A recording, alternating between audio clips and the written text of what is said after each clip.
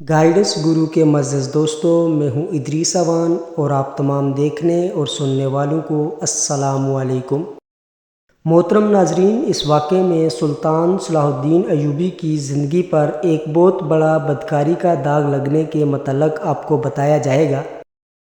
آدھی رات کے وقت اس پر شاریہ نامی لڑکی نے بدکاری کا الزام لگایا تھا۔ قاضی، جو کہ سلطان کا استاد بھی تھا، جو اس مقدمے کو سنانے والا تھا، یہ الزام ایک عام انسان پر نہیں بلکہ ایک باکردار انسان نجم الدین ایوب کے بیٹے سلطان صلاح الدین ایوبی پر لگایا گیا تھا۔ قاضی بہت پریشان تھا کہ اگر میرے شاگرد پر لگایا گیا الزام سچ ثابت ہوا تو میری ساری زندگی کی تعلیم اور دی گئی تربیت پر پانی پھر جائے گا۔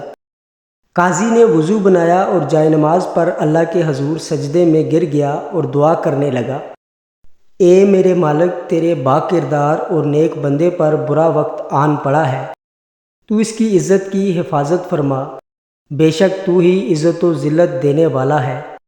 محترم ناظرین، یہ واقعہ کچھ اس طرح سے ہے کہ جب سلطان نور الدین زنگی اپنی سلطنت پر قائم و دائم تھا تو سلطان صلاح الدین ایوبی پر ایک شاریہ نامی لڑکی نے الزام لگایا کہ سلطان صلاح الدین نے اسے اکیلے پا کر اس کے ساتھ زبردستی کرنے کی کوشش کی ہے۔ پوری مجلس حیران تھی کہ سلطان اس طرح کا کام کر سکتا ہے اور کسی کو بھی یقین نہیں آ رہا تھا۔ اگلی صبح قاضی نے نور الدین زنگی کی موجودگی میں فیصلہ سنانا تھا۔ سلطان صلاح الدین ایوبی ساری رات بخار میں اللہ کی بارگاہ میں رو رو کر دعا کرتا رہا کہ اے اللہ، تو ہی میری مدد فرما، تو بہتر جاننے والا ہے اور بے شک میری مدد کرنے والا صرف تو ہی ہے۔ چنانچہ صبح کا وقت ہو گیا۔ سلطان نے وضو بنایا اور نماز فجر مکمل کرنے کے بعد اللہ کے حضور سجدے میں گر کر دعا مانگی کہ اے میرے مالک، تو آج کے دن میری عزت رکھنا۔ محترم ناظرین، وہ دن نجم الدین ایوب کے خاندان کے لیے بڑا عجیب دن تھا۔ لوگ بے تابی سے اس لمحے کا انتظار کر رہے تھے کہ سلطان کے ساتھ کیا ہونے والا ہے، کیونکہ اس وقت بھی کچھ لوگ نور الدین زنگی کے خلاف تھے۔ سورج طلوع ہو چکا تھا۔ سلطان نور الدین زنگی اپنے دربار میں آ چکا تھا۔ اس کے بائیں جانب قاضی کا تخت تھا، جبکہ سلطان صلاح الدین ایوبی نیچے ہاتھ باندھے کھڑے تھے۔ قاضی فرد جرم پڑھ کر سلطان صلاح الدین ایوبی سے مخاطب ہوا اور کہا کہ اپنی صفائی پیش کرو۔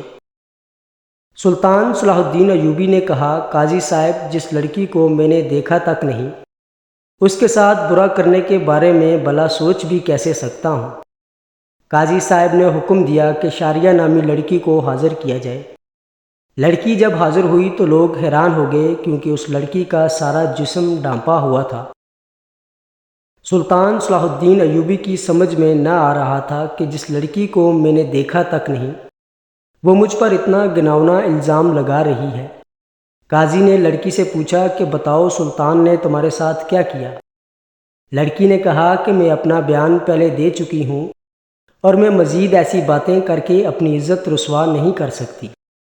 سلطان صلاح الدین ایوبی کا چہرہ زرد ہو رہا تھا، ہاتھ کانپ رہے تھے اور زبان پر لرزہ طاری تھا۔ لوگوں کو لگ رہا تھا کہ سلطان قصوروار ہے۔ پورے دربار میں سناٹا چھایا ہوا تھا اور نور الدین زنگی سارا ماجرا دیکھ رہا تھا۔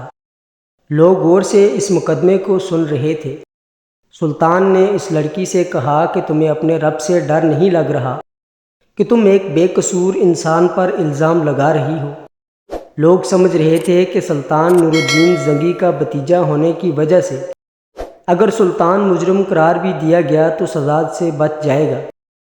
قاضی نے کہا کہ جب ہم کسی بھی مسئلے کا حل نہیں نکال پاتے تو ہم اللہ کی طرف رجوع کرتے ہیں، اور میں بھی اس لڑکی کو کہتا ہوں کہ اگر یہ اللہ کو حاضر ناظر جان کر اللہ کی قسم کھا کر یہ کہہ دے کہ اس کا یہ الزام سچا ہے تو میں وہ بھی قبول کر لوں گا جو مجھ سے سرزد بھی نہ ہوا۔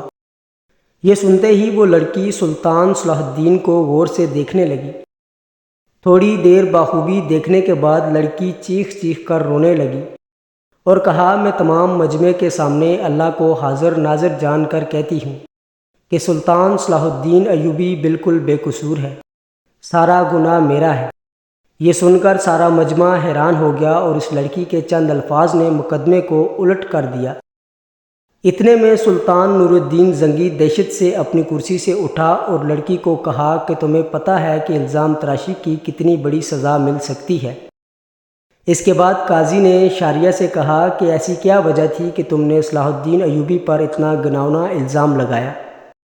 تو لڑکی نے اپنی آنکھیں جھکا لی، لیکن جب سلطان نور الدین زنگی نے لڑکی کی طرف دیکھا تو اس نے کہا، اے میرے سلطان، میں جانتی ہوں کہ مجھ سے بہت بڑا گناہ ہو گیا ہے اور شاید اس کی تلافی ناممکن ہے، کیونکہ جو داغ سلطان کے کردار پر لگا ہے وہ شاید میں چاہتے ہوئے بھی نہ مٹا سکوں، لیکن میں مجبور تھی۔ نور الدین زنگی نے لڑکی سے پوچھا کہ بتاؤ تمہیں کس نے مجبور کیا؟ تو شاریہ نے امیر ابن مرقوم کی طرف اشارہ کرتے ہوئے کہا کہ اس عالی مرد امیر نے مجھے مجبور کیا۔ یہ سب سنتے ہی تمام درباری امیر ابن مرقوم کو ملامت اور غصے بری نظروں سے دیکھنے لگے۔ امیر اپنی جگہ سے اٹھا اور بڑے دبدبے سے کہنے لگا کہ یہ لڑکی جھوٹ بول رہی ہے، میں بھی صلاح الدین کی طرح اس کو جانتا تک نہیں۔ نور الدین زنگی نے کہا کہ کل معلوم ہو جائے گا کہ کون گناہ گار اور کون بے گناہ ہے۔ اس کے بعد سلطان نور الدین زنگی نے لڑکی کو اپنے کمرے میں بلایا اور پوچھا کہ بتاؤ اصل ماجرا کیا ہے؟ لڑکی نے کہا کہ ایک جنگ میں میرے ماں باپ مارے گئے تھے اور میں اس ظالم کے ہاتھ لگ گئی جو مجھ پر بے انتہا ظلم اور تشدد کرتا تھا۔ شاہی کنیز کی جانچ پڑتال کرنے کے بعد اس لڑکی کی پیٹھ پر کوڑوں کے نشان بھی دکھائی دیے گئے، اور ادھر سلطان نور الدین زنگی کے خاص جاسوسوں نے شاریہ اور امیر ابن مرقوم کے بارے میں ساری معلومات اکٹھی کر لی اور ان کے آپس کے تعلقات کو سلطان کے سامنے بے نقاب کر دیا۔ یہ دیکھ کر سلطان نے اگلے دن پورے مجمع کو ایک جگہ پر اکٹھا ہونے کی دعوت دی تاکہ امیر کی سزا لوگوں کے سامنے دکھا سکیں۔ تمام لوگ بڑی بڑی دور سے امیر کی حالت دیکھنے کے لیے آئے۔ جب امیر کو میدان میں لایا گیا تو سخت زنجیروں میں جکڑا ہوا تھا۔ لوگ اس کو ملامت کی نظروں سے دیکھ رہے تھے۔ شریعت کے مطابق اسے 70 کوڑے مارے گئے اور اس کے بعد سلطان نور الدین زنگی نے اس کی تمام جائیداد ضبط کر لی اور اس سے شاہی عہدہ بھی لے لیا اور اس کی تمام جائیداد سلطان صلاح الدین ایوبی کو دینے کی دعوت دی، لیکن سلطان صلاح الدین ایوبی نے یہ کہتے ہوئے ٹھکرا دیا کہ میں کسی کا مال اپنے حصے میں رکھ کر غاصب نہیں بننا چاہتا۔